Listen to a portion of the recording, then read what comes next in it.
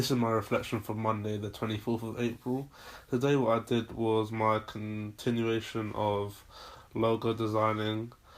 I started off with the development of just drawing some logo designs. What I've decided to do is keep the design of the little children that's in a spiral, as it was developed from my old scrapbook and now put onto Photoshop, and it looks pretty good.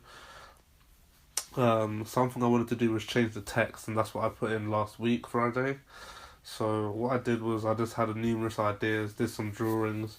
I had the idea to do the text on the television, and then like an old school television. Then I thought that might not be appropriate, like to put as a company logo. Then I had the idea of like what the children like, that they have toys and games and stuff, and I realised they play with kids blocks, like blocks, and a lot of logos are like that, like the Mothercare one is sort of like that, and kids play with it in nursery. So I put prevent child abuse in blocks, and I then went online and looked at a website called thefonts.net, and they had a variety of fonts that were relatable to children, and I saw the font of the blocks there, so I put that into Photoshop, put the logo in, and I made that as one of my logos.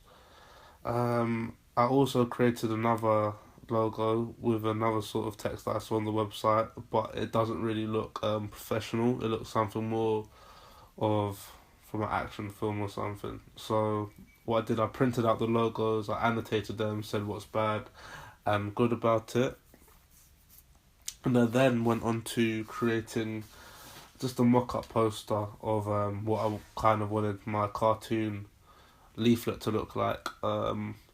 This one, I couldn't find the stop sign cartoon, and it didn't show any tutorials on YouTube how to create one, so I used the NSPCC's logo, not the logo, cartoon character on my own poster to use and show audiences that if they need help, then they can contact the PSA's helpline. I also annotated the poster and said what's good and bad about it, and I will need to move on from this by just making the changes that I noted down in annotations.